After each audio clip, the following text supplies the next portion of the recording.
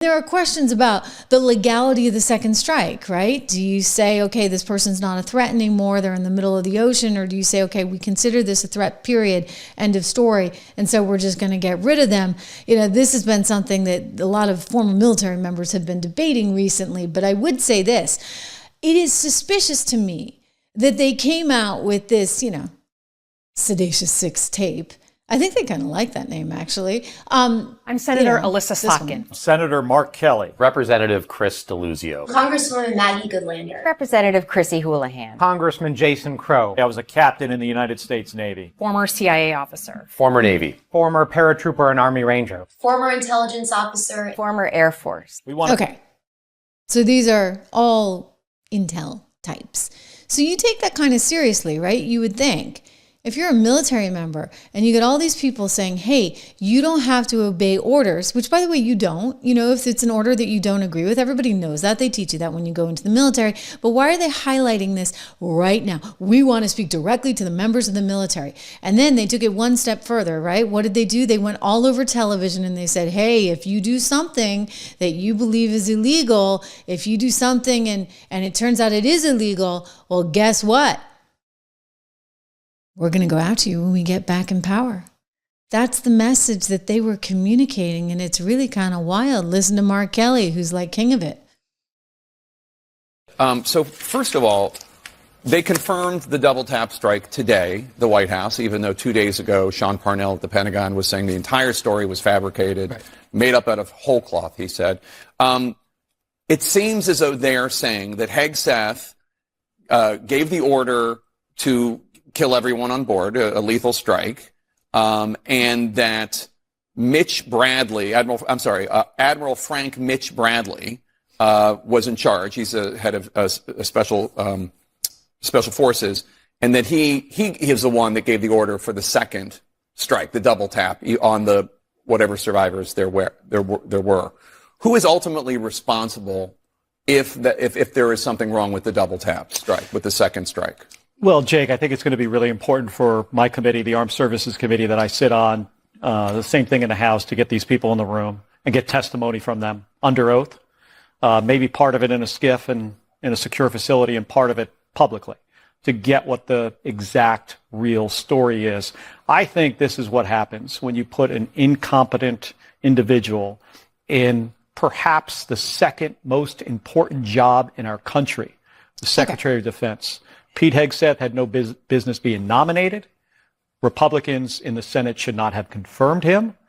And he's been there for less than a year now, maybe, 7 or 8 months.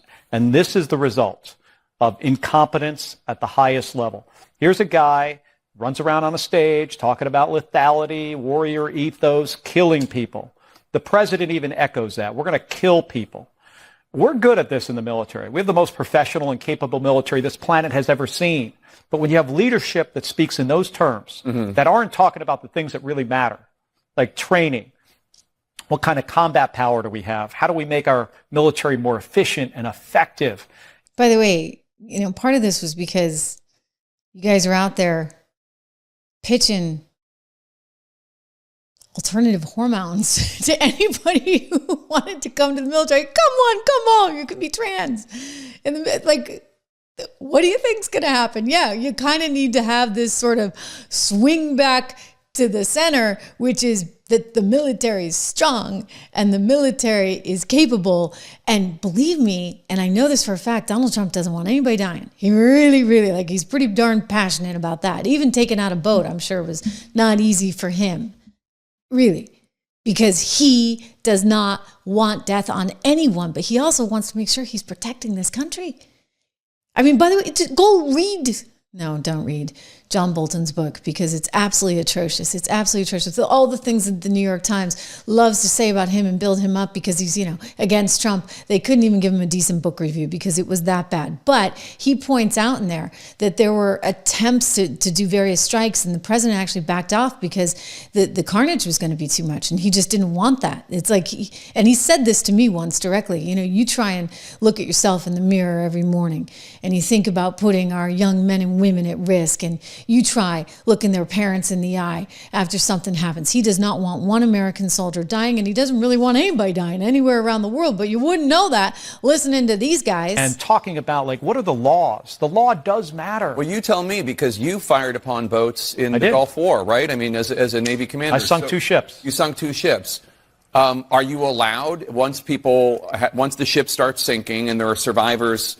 I mean, the Washington Post says they were clinging to the wreckage, but whatever. There are survivors. We know there were survivors. Are you allowed to then attack the survivors? Absolutely not. I sunk a OSA-2 missile patrol boat. It was in the middle of the night, like 3 a.m., with 2 cluster munitions in Kuwait Harbor. And then we left. We were, out a Pulnati troop carrier in the Persian Gulf during the day, getting shot at there were 2 ships. One of them was shooting at us. No, you don't do that. Everybody knows that. That is against the Geneva Conventions. That's against the laws of war, which we should always be abiding by. We're the United States of America. We're not Russia. Okay, so he's saying we're not Russia, we're not Iran. Like he's trying to compare the Trump military to Russia or Iran. I just don't know quite what's wrong with these people, but I want you to hear a different view. And like I said, this is not my area of expertise. I know more about Argentine credit debt swaps than I do about this stuff. But Dan Crenshaw was a Navy SEAL, and he had a different take on this. Listen. I can't recall any time in my history doing counterterrorism operations where we strike a group, whether that's a building or a boat or a vehicle, and then we were like, oh, well, they're survivors. Do we have to go? We can't kill them. Of course we kill them. Wow. So, conflicting reports, but I can tell you right now, Mark Kelly is under investigation. The Department of War has issued this statement. They have these very serious allegations of misconduct against Kelly in accordance with Uniform Code of Justice 10 USC 688 and other applicable regulations. A thorough review of the allegations has been initiated to determine further actions. So they're looking into it, okay?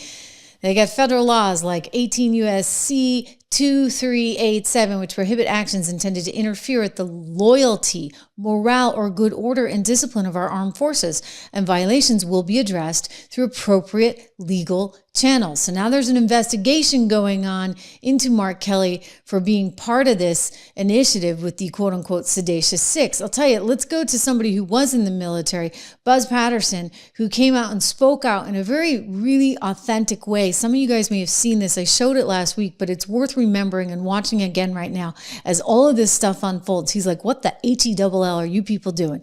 Like, why are you trying to sow so much discourse amongst our rank and file? It's just not right. Hey everybody, this is Buzz Patterson. I'm a retired Air Force Lieutenant Colonel, retired Air Force pilot, combat veteran, and at one time I was the military aide to President Bill Clinton and carried the nuclear football and actually lived in the White House. So I've been around. I was actually, during my military service, deployed to 70 countries and fought in 3 wars. So I feel like I've got a dog in this hunt. I am very appalled at what the Seditious Six has done with their video. I think it's a violation of their oaths of office, and especially in the case of Senator Mark Kelly, I believe it's a violation of the UCMJ, and I hope that President Trump and Secretary of War Pete Hegseth hold them accountable. Yeah. So that's somebody who carried the nuclear football in Bill Clinton's administration. I think he's worth hearing from. So let's listen a little longer because he has more to say. They are violating and they are politically using their positions to undercut the command of President Donald J. Trump, and they're circumventing the chain of command. Congress and members of Senate are not in the chain of command. President Trump is, however, as our commander-in-chief. So I fully support going forward with whatever prosecutions are warranted and legitimate, and I think they are on these individuals. They use their positions, military and in the intelligence community, to expose, I think, and put at risk those of us who serve in uniform. I think that what's going to happen is because they violated the military chain of command, people are going to die. They undercut the underpinnings of the military, which is good order and faith and trust in their leadership. And in my estimation, what they did was treasonous and seditionist, and I hope they are prosecuted to the full extent. Again, my name is Buzz Patterson. I served in combat. I've served for 20 years, and I am outraged by what has happened by the Democrats, and I fear for what's going to happen to our young soldiers, sailors, airmen, and Marines if they choose to violate what is a legal order, which will ruin their lives and ruin their careers. Thank God, guys. God bless. Yeah.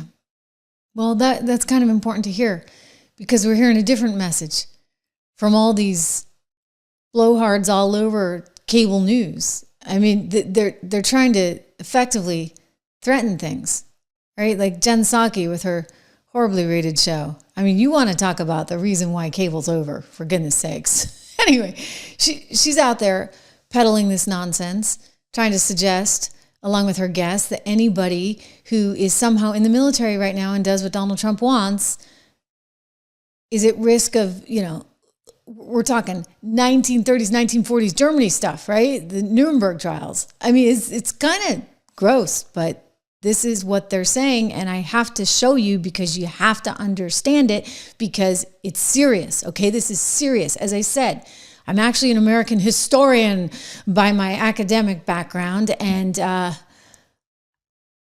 I've never seen anything like this. There's never been a point in history, and we've had a lot of tough times, whether it be the Civil War, whether it be the Iraq War, whether it be the 1960s and Vietnam into the 70s. We've never seen anything like this, where they're being preemptive about what they think might be going on, and then issuing a warning to the military ahead of time, and now out there saying, if you are involved in this, well, we're going to come after you. This is really gross, guys. What do you think, as a lawyer, what do you think the consequences should be for people who are abiding by following these steps from the commander-in-chief when they seem to be complete overreaches of power? They're following unlawful commands from Donald Trump. And if you're committing offenses and your defense is going to be, I was just following orders. That didn't work out so well at Nuremberg. It certainly didn't work out so well for Lieutenant Calley when he, engaged in mass murder, the My Lai massacre. And, Pete Hegseth just doing whatever Donald Trump tells him to do, like initiating a criminal investigation that could result in a court-martial of Senator Kelly for simply stating accurately what the military law provides, or Kash Patel's FBI opening criminal probes of members of Congress for speaking the truth. That is something that will someday, when the rule of law comes back into the light of day, will have to be tackled. They'll have to be held accountable for those abuses. It's going to be accounting for all of this and remembering all of it. Glenn Kirshner, thank you so much for being here. We'll circle back on that one to you, right? We're going to account for all of it. We're going to make sure we're taking down names and faces, and we're coming after you. That's also what the Senator Gallegos was communicating on CNN recently. I'm telling you, this is not a good look for the country. This is unprecedented. This is horrible. This is horrible for our military. It's horrible for the country and for our morale, and it's vicious. It's really, there's no excuse for this. Know that there will be fallout and consequences if they are used in a hard way to basically railroad someone like Senator Kelly, because Donald Trump's going to be gone a couple years. And if you're part of the military that is going after sitting senators, sitting members of Congress, and part of, the weaponization of government, there will be consequences, without a doubt. So, I think there's going to be a lot of officers that are going to be part of this, potential tribunal, if they want to call it that. They're going to be looking over their shoulders because they know that Donald Trump will be gone and they will not have that protection. They're going to have to do the safest thing possible, which is follow the Constitution of the United States, and you'll be fine. So remember, when this came out, the president had no illegal orders. And by the way, if you're going to decide what's legal, what's illegal, is that not somewhat subjective? I mean, you're welcome to go to your JAG attorney and say, hey, you know, I don't want to engage in this. That's absolutely your right. Nobody's saying that's not your right. But why are we deliberately trying to gin up this kind of discord within the rank and file of the military? I mean, it's bizarre. It's like they want total lawlessness. They do, because they seem to want, I'm going to just say it, they seem to want a civil war. What do you think this is all about? Okay, that's what they want. Listen to this. Amy Klobuchar. Oh my goodness. I can't decide which would have been worse. Poor Amy or poor Kamala, if we had to suffer through either one of these morons as our president. But she got onto another, I'm getting confused because, you know, Ms. now has new branding. They're all blue, red, white, and blue because they want to look American. Sorry, Fox has that covered. Newsmax too. Anyway, Amy Klobuchar saying that somehow being there as a member of the National Guard in D.C. or in New Orleans, where they are now initiating today, or anywhere else, Charlotte, that in and of itself is illegal. Holy moly. Watch. I wonder, do you know what the specific illegal acts are that your Democratic colleagues were referring to there? Well, it's very clear in this code for the military that you cannot follow unlawful orders. And, you know, that would be, I'll just use an example. Some of the judges have now found in certain cities that it is not legal to send in the National Guard. And those National Guard members have come home. Some of them are still there. But if their commander were to tell them, hey, go out on the streets and do this and that, that's not following the order that is in law. So I just use that example. I'm sure my colleagues would have other.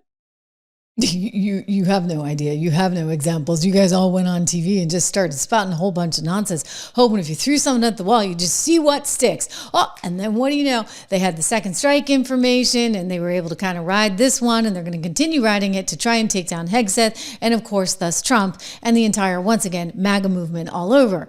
Again, here we go. You know, history repeating itself. But I will say that they're running out of room here because, you know, the whole Seditious Six nonsense, I'll tell you, like, they didn't have anything. They didn't have anything. And actually, Mark Kelly admitted this on one of these shows he went on. I'm losing track. You know, the Ms. Now thing throwing me off the new graphics. Anyway, he went on one of the networks and they point blank said, hey, did you have any information that led you to make this video? And he said, no, but we knew something was coming. Again, I go back to this has never happened before.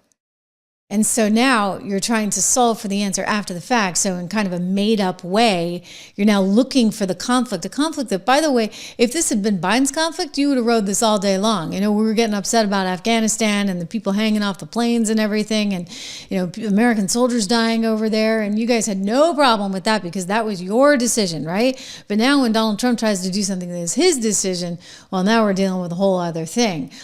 So, you know, you get these JAG attorneys saying that, you know, killing survivors is a war crime. And as we discussed, that's actually kind of a question because we're hearing from a former Navy SEAL that he was given orders all the time to make sure there were no survivors. And then we're hearing something else from Mark Kelly, who has his own biases. And then you're hearing from everybody, gosh darn it, God help you if you're in the military, because we're coming for you when we get our chance. Who does this? The FBI is now seeking interviews with the Democratic lawmakers who said to the military, if there is an illegal order, don't follow it. Aren't folks in the military not supposed to follow illegal orders? Well, yeah, duh. Okay, duh. But then why are we all of a sudden like, I'm sorry, but, you know, for a couple of hours in California, it was illegal for the National Guard to be there. And then guess what? The Ninth Circuit Court decided, nope, totally legal. You can go in. You know, you guys go have a party because California needs it. And so then they were allowed entry. So are you supposed to say for like the 6 hours that, you know, you don't have the full on approval from the appellate court while it waits to go to the appellate court? Oh, well, we're not going to do it. I mean, you understand, right? You understand the chaos that this could breed. And that's what they want. They want the chaos. So this is an issue where obviously you're going to have two groups of people that see this completely differently. I mean, when I saw that video, I was outraged for the president because it's obvious what the Democrats were trying to do. They were trying to create a narrative that the president had, in fact, given illegal orders. Nobody's yet named an illegal order. All the people in the video went on TV and got asked, what are the illegal orders? None of them can name an illegal order. Alessa Slotkin, who's supposed to be the moderate and the smart person in that group, said, well, you know, we have this movie, A Few Good Men. I mean, it was so unserious, but the point was clear. They're trying to program their political party, half the country, into believing that the president has given an illegal order, which has not happened. And so he's outraged. Every Republican that I know is outraged. The legalities of this, the investigatory part of this, I'm less sure about. But I'll tell you this, it's not good to treat the military like pawns. These Democrats shut down the government 43 days and didn't pay them. And now they're out here using them in this illegal order video, which is obviously political. I think some people, you know, in our coalition are thinking they keep treating the military like pawns. It's very disrespectful to treat the military this way. It is. You know, I'm just reading your comments. I'm sorry. I'm trying to put some of them up on screen. Alphonse, it's good to see you in the house. And Gilmy's girl saying, prove that they're illegal. And I hear you. It's like, you actually have to prove that, right, in a court of law, because, you know, courts of law are deciding different things. The Supreme Court's going to have to really be working overtime, I imagine, given what the Democrats have done and what they're going to continue to do. But I just keep going back to that. This is really, really bad. It's bad for the country.